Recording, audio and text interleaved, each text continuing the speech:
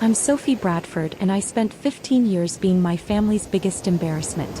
When my mother hired a private investigator to prove I was faking poverty to avoid contributing to the family, she accidentally hired the one person thorough enough to uncover that I wasn't the fraud in our family. This is the story of how my mother's attempt to humiliate me became her own unraveling. If you've ever been underestimated by your own family, hit that like button and subscribe right now. You're not going to want to miss what happened next. My sister Victoria was everything my parents wanted. Married at 25 to Bradley Whitmore. Old money, impeccable connections, a trust fund that could fund a small country. They lived in a Georgian mansion in Connecticut, through charity galas, appeared in society pages. Victoria chaired 3 non-profit boards, none of which required her to actually work. I was the disappointment who chose trade school over real college. That's what my mother called MI. Trade school. Sophie's doing her little computer thing, Mom would say at country club lunches, her voice dripping with the kind of pity usually reserved for people with terminal diagnoses. We tried to steer her towards something more appropriate, but she's always been stubborn.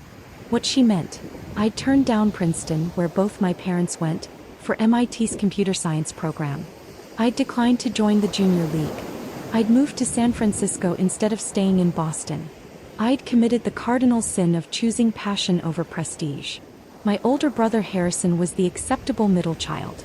Harvard Law, partnership track at a white shoe firm, married to a woman whose family tree had more branches than most forests. He lived in a brownstone in Beacon Hill and played golf with judges. And then there was me. MIT graduate, moved to Silicon Valley, worked at tech startups that my family had never heard of and wouldn't understand if I explained them. I lived in what my mother called, that dreadful little apartment in Mountain View. I drove a 7-year-old Subaru. I wore jeans and hoodies to family events. Sophie, darling, when are you going to get a real job? My mother would ask at every family gathering, her voice honeyed with concern that felt more like condescension. I have a real job, Mom. You know what I mean. Something stable. Something with benefits. Something you can tell people about without embarrassment. What they didn't know, I was the founder and CEO of Quantum Edge Analytics. We'd started 11 years ago. Me and 2 MIT classmates, Dev Patel and Emma Richardson. We developed machine learning algorithms that could predict market trends with unprecedented accuracy. Not just stock markets. Everything. Consumer behavior, supply chain disruptions, economic indicators, election outcomes. We'd started by selling our predictions to a few hedge funds. They made money. They told their friends. Within 3 years, we had 75 clients paying between $500,000 and $3 million annually for access to our platform. By year 5, we'd expanded into proprietary trading. We weren't just predicting the market, we were playing it. Our algorithms were generating returns that made traditional fund managers weep. By year 8, we'd been acquired by a major financial institution for $420 million.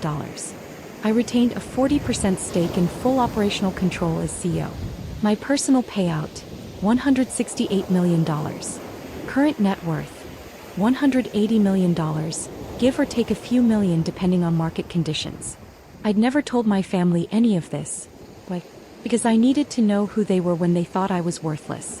I needed to see if they could love Sophie the person, not Sophie the asset. I got my answer years ago, but I kept watching, kept documenting, kept building.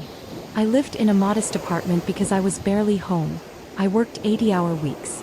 I drove a Subaru because I didn't care about cars. I wore hoodies because they were comfortable and I wasn't trying to impress anyone. At family gatherings, Victoria would hold court in designer dresses, discussing her latest charity event or renovation project. Harrison would talk about his cases, name-dropping clients and judges. My parents would beam with pride. Then they'd turn to me. And Sophie, how's the computer job? Good. Still at that startup? What was it called again? I'm doing fine, Mom. She won't even tell us the name of her company. My mother would laugh to her friends. So secretive. I think she's embarrassed. Meanwhile, Quantum Edge had just been profiled in the Wall Street Journal. Our algorithms had predicted 3 major market corrections with 94% accuracy. We'd been approached by 5 governments wanting to license our technology. Forbes had asked to interview me for their Billionaire in Training series. I'd declined. I wasn't ready. My business partners knew about my family situation. Dev thought I was crazy. Sophie, why do you keep going to these events? They treat you like you're selling insurance. Because I need to document who they really are, I'd said. And I think I'm about to find out just how far they'll go. The breaking point came in October, during what my mother called the incident at the Pembroke wedding. Victoria's friend Charlotte was getting married at an estate in the Berkshires. 300 guests, orchestras, champagne that cost more per bottle than most people's car payments. The Bradford family was expected to attend in force, and look successful doing it. I flew in from San Francisco wearing a simple black dress I'd bought off the rack. Victoria wore Chanel. Harrison's wife wore something with a designer name I didn't recognize. My mother wore vintage Dior and enough diamonds to fund a small school district. At the reception, I sat at the family table, quietly eating overpriced food and checking my phone. We'd just closed a deal with a major bank, $8 million annual contract. Dev was texting me updates. My mother noticed. Sophie, put that phone away. It's rude. It's a work emergency. What kind of emergency could you possibly have? Victoria laughed, her voice carrying to the nearby tables. Are the computers broken? Harrison smirked. Sophie, you're not performing emergency IT support at a wedding. It's not IT support. Whatever it is, it can wait, my mother said firmly. This is a social event. Act accordingly. I put my phone away. 20 minutes later, Charlotte's father gave a speech about his daughter's success as an art gallery curator. She built something from nothing, he said proudly. That's real achievement. My mother leaned over to whisper loud enough for the table to hear. That's what real success looks like. Building something respectable. I said nothing. After the wedding, my mother called an emergency family meeting. Sophie, we need to discuss your future. We gathered at my parents' Beacon Hill townhouse, a 4-story brick building worth $8 million that had been in my father's family for 3 generations. I sat in the drawing room that probably cost more to decorate than most people's houses. My mother stood, hands clasped, wearing her "I'm concerned about you" expression that I'd learned to recognize as prelude to judgment. Sophie, darling, we're worried about you. I'm fine. You're 35 years old. You're still working at some unnamed startup doing technology work that you can't even explain. You live in a tiny apartment. You drive a car that's falling apart. You dress like a college student. Victoria chimed in. Sophie, we just want you to be successful. We want you to have what we have. And what's that? Stability. Status. A life you can be proud of. I am proud of my life. My mother's expression hardened. Then why won't you tell us anything about it? Why all the secrecy? Because you wouldn't understand. Try us, Harrison said, his lawyer voice emerging, the tone that said he was building a case. I work in predictive analytics, machine learning algorithms for financial forecasting. Blank stares. I told you you wouldn't understand. My mother sat down heavily. Sophie, I'm going to be blunt. We think you're lying about your career. We think you're actually struggling, maybe even unemployed, and you're too ashamed to tell us. Why would you think that? Because you live like you have no money. Victoria exploded. You won't buy nice clothes, you won't upgrade your car, you won't even go to a proper salon. Either you're broke or you're being deliberately spiteful. Spiteful about what? About not being like us, my mother said quietly. About not having what Victoria has. What Harrison has. We think you're punishing us by pretending to be poor when you could be asking for help. The logic was so twisted I almost laughed. You think I'm faking poverty to punish you? What other explanation is there? My father spoke for the first time. He'd been silent throughout, but now his voice carried the weight of disappointment. You have a degree from MIT. You should be doing better than this. Unless you're not, and you're lying about having a job at all. I have a job. Prove it, Victoria demanded. Show us a pay stub. Show us your company badge. Show us anything that proves you're actually employed. I could have pulled up Quantum Edge's website on my phone. Could have shown them the Wall Street Journal article. Could have logged into my bank account and let them see the balance. But I didn't. Because I realized in that moment that they didn't want proof I was successful. They wanted proof I was failing. No, I said simply. See. Victoria turned to my parents. She can't prove it because she's lying. My mother pulled out her phone and made a call. Yes, this is Amanda Bradford. I'd like to schedule a consultation. Yes, a comprehensive background check. My daughter. I need to know the truth about her employment and finances. She hung up. I've hired a private investigator. If you won't be honest with us, we'll find out the truth ourselves. You hired a PI to investigate me? We need to know what's really going on, Sophie. We need to know if you need help or if you've been lying to us for years. Her voice took on a righteous tone. Either way, we'll finally have the truth. And when will this investigator present his findings? Christmas dinner. Here, in front of the whole family. Extended relatives, everyone. No more secrets. Drop a comment and let me know where you're watching from tonight. I left Boston the next morning and flew back to San Francisco. I went straight to Quantum Edge headquarters, a stunning office building in Soma that we'd purchased 2 years ago for $45 million. Dev and Emma met me in the conference room. Your family did what? Emma stared at me in disbelief. Hired a private investigator to prove I'm either unemployed or lying about my career. Dev started laughing, then stopped when he saw my face. You're serious? Completely. They think I'm faking poverty to punish them for being successful. Sophie, Emma said carefully, when this investigator looks into your background, he's going to find Quantum Edge. He's going to find the acquisition. He's going to find your net worth. I know. And I'm going to let him. In fact, I'm going to help him. I called our head of legal, Patricia Chin. Patricia, I need you to prepare a complete financial disclosure package. Everything about Quantum Edge, the acquisition, my personal holdings. I want it comprehensive and unquestionable. Why? Because my family hired a PI to investigate me and I want him to find the truth. All of it. Next, I researched the investigator my mother hired. Robert Kane from Kane Investigative Services. Former FBI, 25 years of experience, reputation for being thorough to the point of obsessive. Perfect. I called his office. Mr. Kane, this is Sophie Bradford. You were hired by my mother to investigate me. Pause. Ms. Bradford, I can't discuss ongoing investigations with subjects. I'm not asking you to discuss it. I'm calling to offer full cooperation. I'll provide complete access to my employment records, financial documents, anything you need. I want your report to be absolutely accurate. Longer pause. Why would you do that? As I have nothing to hide. And I think your investigation is going to find significantly more than my mother expects. Miss Bradford, will you meet with me? I'll bring documentation. You can verify everything independently. We met at a coffee shop in Boston 2 weeks later. I brought Patricia and a briefcase full of documents. Kane studied me across the table. In 25 years, I've never had a subject volunteer to help me investigate them. I'm not a typical subject. I slid the briefcase toward him. Complete employment history, financial statements, corporate documentation for Quantum Edge Analytics, acquisition agreements, tax returns for the past 10 years. Everything. He opened the briefcase slowly like it might explode.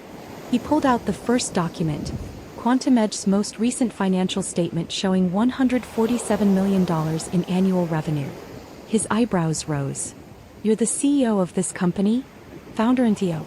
I own 40% of it. We were acquired 3 years ago for $420 million. My personal payout was $168 million. Current net worth approximately $180 million. He looked up sharply. Your mother thinks you're unemployed. My mother thinks I'm either unemployed or working some entry-level tech support job. She hired you to prove I'm a liar and a failure. Kane leaned back, processing. Why have you hidden this from them? Because I needed to know who they were when they thought I was worthless. And now I know. I met his eyes. Mr. Kane, if you're thorough, and I suspect you are, you'll do background checks on my entire family as part of your due diligence. Standard practice when investigating someone's financial situation. That would be standard, yes. Then I should tell you something.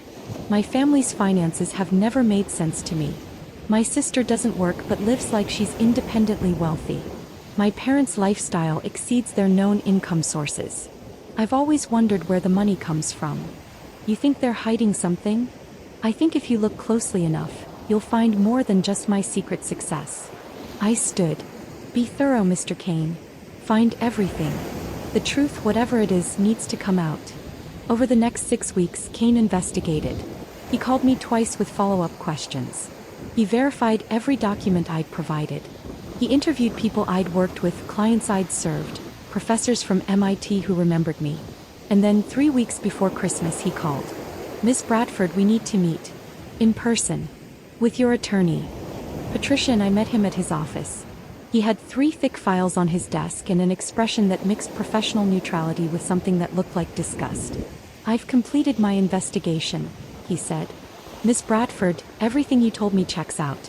You are indeed the founder and CEO of Quantum Edge Analytics. Your net worth is approximately $180 million. Your success has been extraordinary and completely legitimate. Thank you. However," he picked up the second file. "Per standard investigative protocol, I conducted financial background checks on your immediate family members. Ms. Bradford, your family has significant financial irregularities." Patricia leaned forward. "What kind of irregularities?" Kane opened the file. "Your sister Victoria and her husband Bradley Whitmore live well beyond their reported income. Mr. Whitmore's trust fund generates approximately $400,000 annually.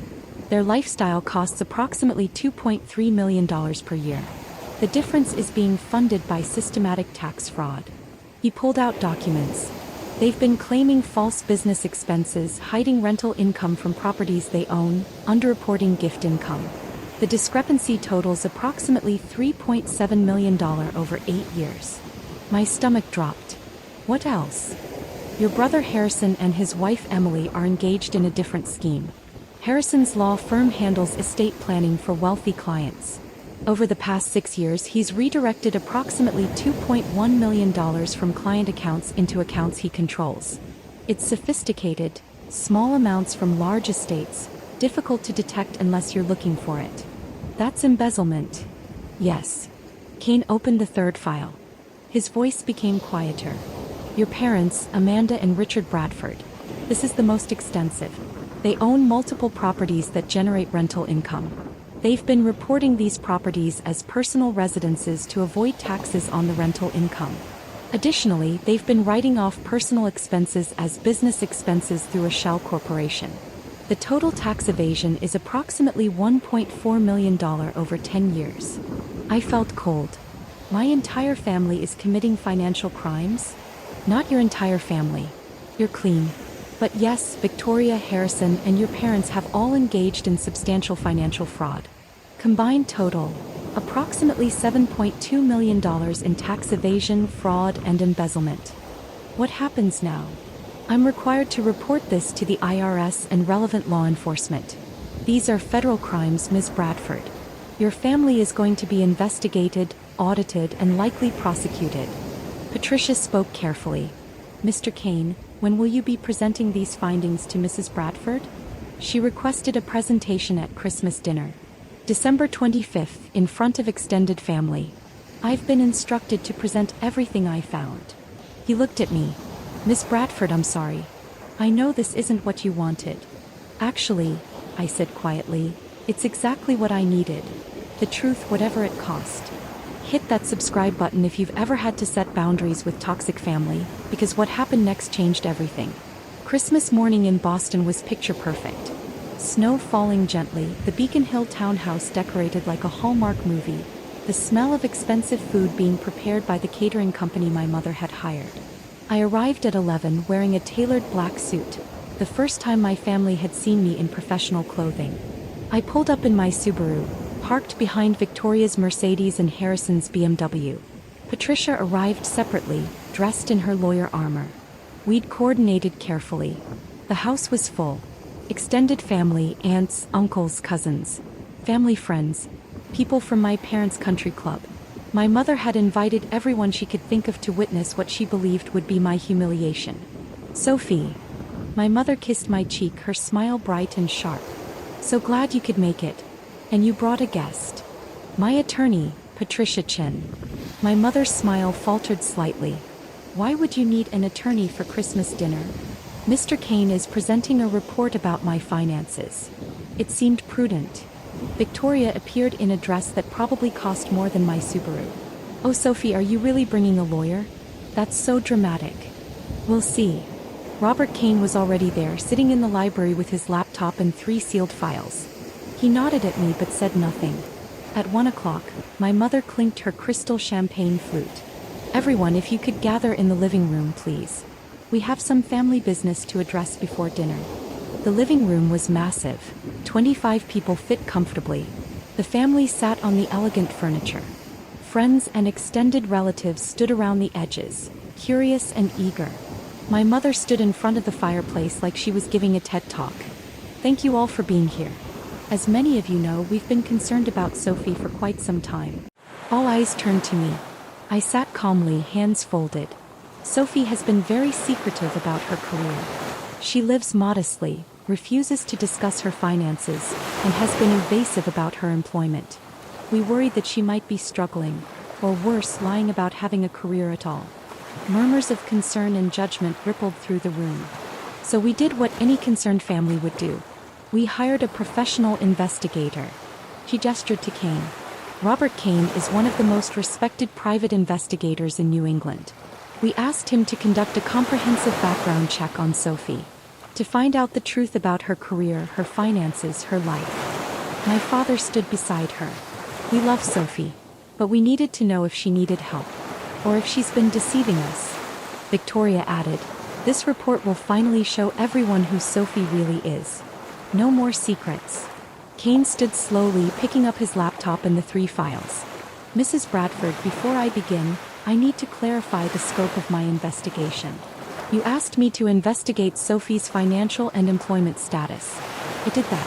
But I also conducted standard due diligence background checks on all relevant parties. That's comprehensive investigative practice." My mother frowned.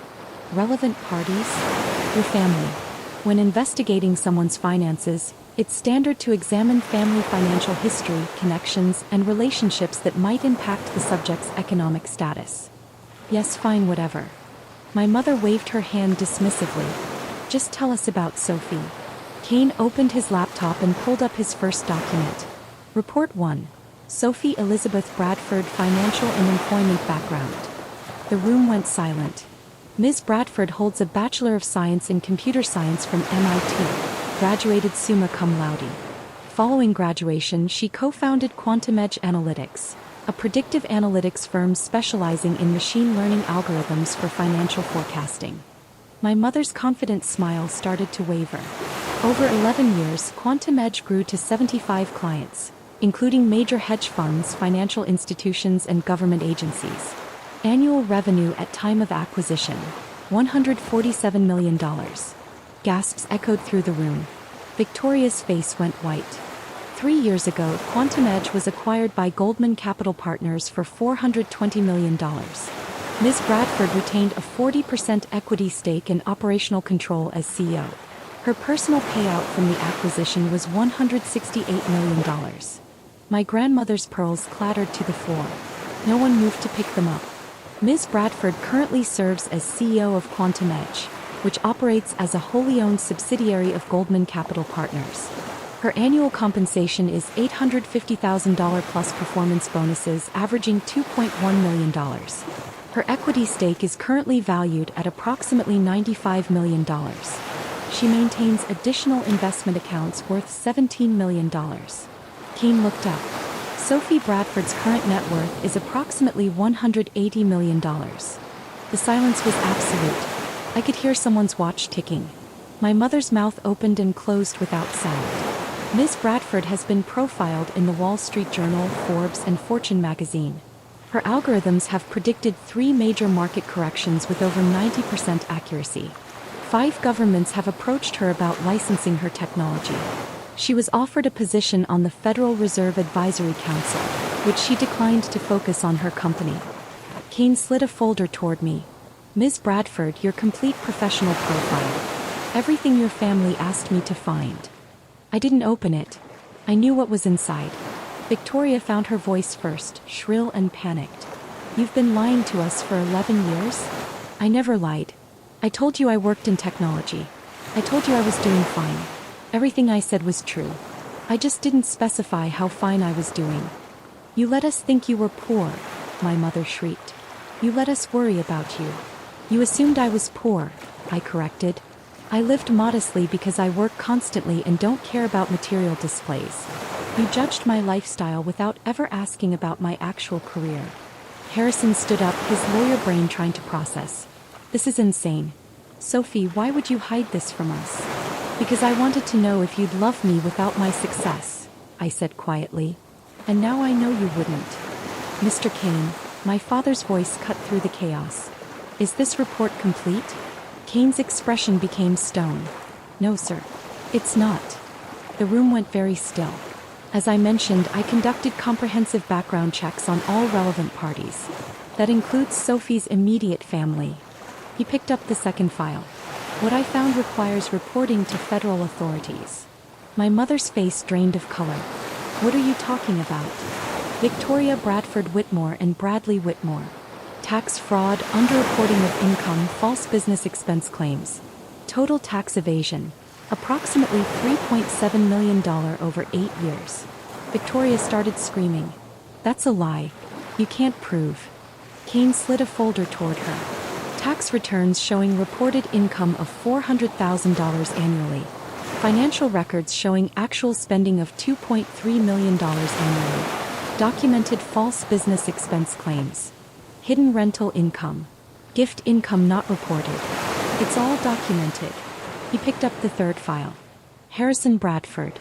Embezzlement from client trust accounts. Over 6 years, you've redirected approximately $2.1 million from estates you managed as executor into accounts you control. Harrison lunged forward. You're insane. I'm an attorney. I would never. Wire transfers from client accounts to your personal accounts. Falsified estate accounting documents. Testimony from your firm's bookkeeper who became suspicious and kept copies of records. The evidence is comprehensive. Kane opened the final file. He looked at my parents, Amanda and Richard Bradford. This is the most extensive. 10 years of systematic tax evasion through unreported rental income and false business expense claims through a shell corporation. Total fraud, approximately $1.4 million. My mother collapsed onto the couch. No, this is a mistake. This is some kind of revenge. Sophie, you put him up to this. I didn't, I said quietly. I asked Mr. Kane to be thorough, to find the truth. He found all of it. Mine and yours. Kane pulled out more documents. Property records showing rental properties reported as personal residences. Bank statements showing rental income not reported on tax returns. Business expense claims for personal vacations, cars, entertainment. Shell corporation documentation. It's all here. Combined, Kane said, his voice carrying across the silent room. The Bradford family, excluding Sophie, has committed financial crimes totaling approximately $7.2 million. I've already reported these findings to the IRS Criminal Investigation Division and the Massachusetts Attorney General's office. The doorbell rang. Everyone froze. Patricia stood. That will be the federal agents. They're executing search warrants for financial records. My father stood up, shaking. Sophie, please. You have to stop this. We're family. Use your money, hire lawyers. You can fix this. No, I said simply. I'm your mother. My mother's voice cracked. You have to help me. You hired an investigator to prove I was a liar and a failure so you could humiliate me in front of everyone. You wanted to expose me as a fraud. You got your public reveal. You just didn't expect what would be revealed. Federal agents entered the house. 3 of them showing badges and warrants. Amanda Bradford, you're under arrest for tax evasion and fraud. They took her right there in front of everyone. Read her rights while she sobbed, mascara streaming down her face.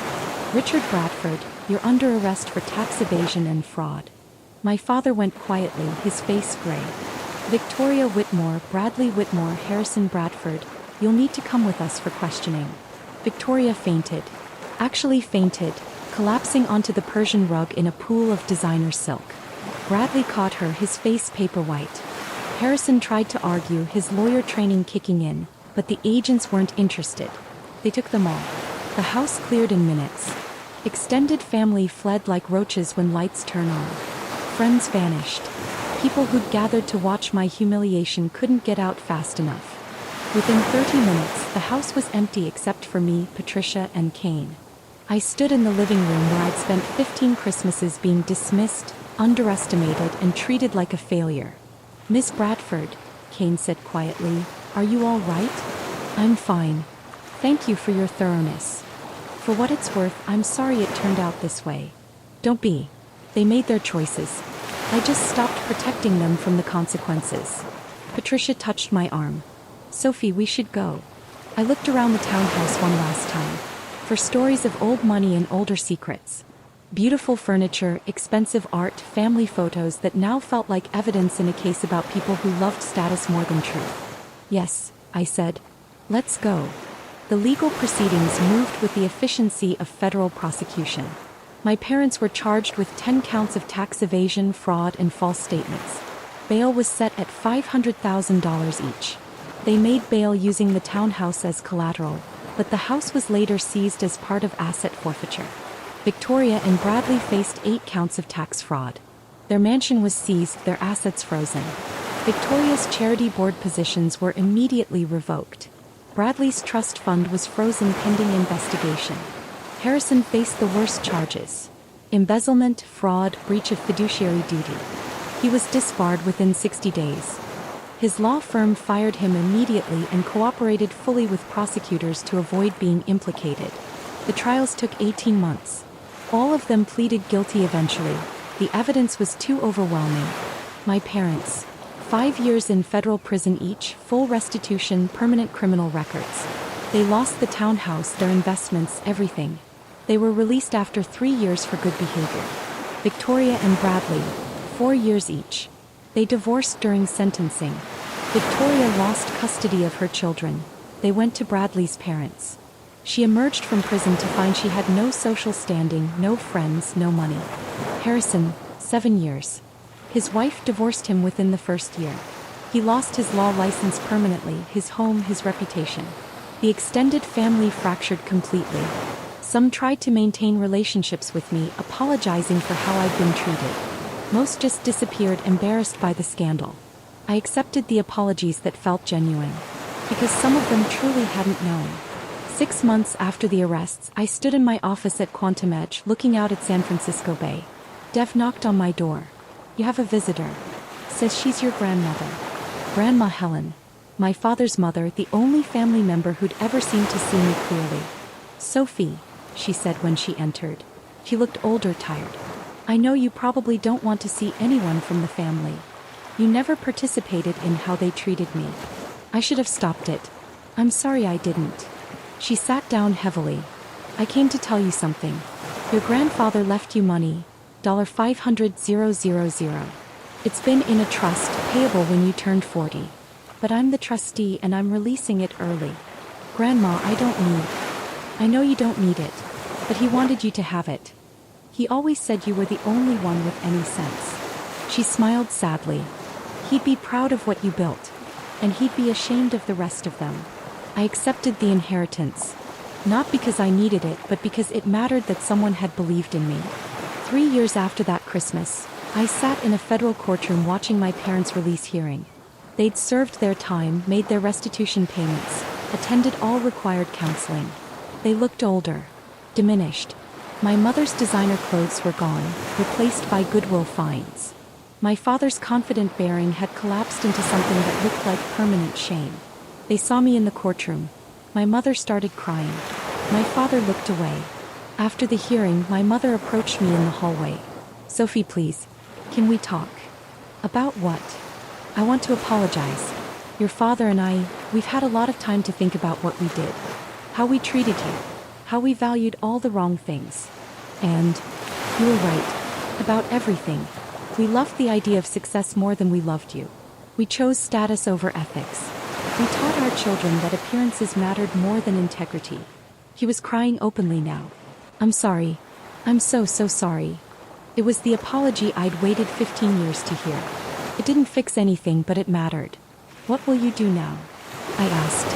"We got jobs. Your father works at a hardware store. I work at a library. We have a small apartment. We're learning to live within our means." She laughed bitterly. "Learning to be the kind of people we should have been all along." That's good. Can we try? To have a relationship? Not about money. Just as family? I thought about it for a long moment. Maybe. Eventually. With boundaries. And only if you're genuinely different, not just sorry you got caught. We are different. Prison changes you. Losing everything changes you. It's been 5 years now. I have a cautious relationship with my parents. They've never asked me for money. They came to Maxteca's IPO celebration and cried with pride. They're learning about my actual life, not the fiction they'd invented. They'll never recover financially. They're working class now in their 60s with criminal records. That's the consequence of their choices. Victoria and I don't speak. She blames me for her prison sentence, her divorce, losing her children. She'll never understand that I didn't destroy her. Her own choices did that. Harrison reached out once, asking for a loan to start over. I declined. He hasn't contacted me since. Quantum Edge went public 2 years ago. Current valuation, $2.8 billion. My personal net worth is now approximately $890 million. I've been featured in every major business publication. I speak at conferences globally. I'm exactly as successful as I always was, now just public about it. I established a foundation for financial literacy education, $50 million endowment to teach ethics, accountability, and the difference between wealth and worth. The irony isn't lost on me. Last week I got a letter from my mother. Not asking for anything, just telling me she was proud of me, that she wished she'd seen me clearly years ago, that she was grateful I'd forced the truth into the light, even though it destroyed everything.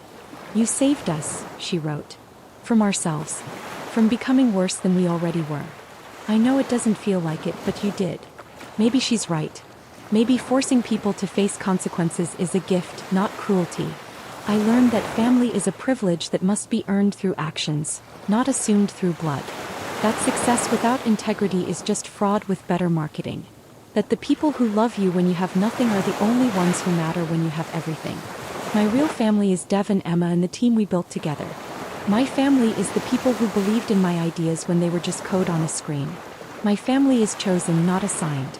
My biological family chose status over truth, chose fraud over honesty, chose to investigate me rather than celebrate me. Those were their choices. I chose to let them face the natural consequences. That was mine. And I've never regretted it for a single second. If you've ever had to walk away to save yourself, tell me your story in the comments. Does any of this feel familiar? What would you have done? Hit that like button and subscribe for more stories about standing up for yourself when the people who should support you become the people you need protecting from. Because you're not responsible for being smaller to make others feel bigger. You're not obligated to hide your light to protect people who'd rather see you in darkness. Sometimes the best thing you can do for toxic family is let them face exactly what they've created. You are not the villain for refusing to be the victim.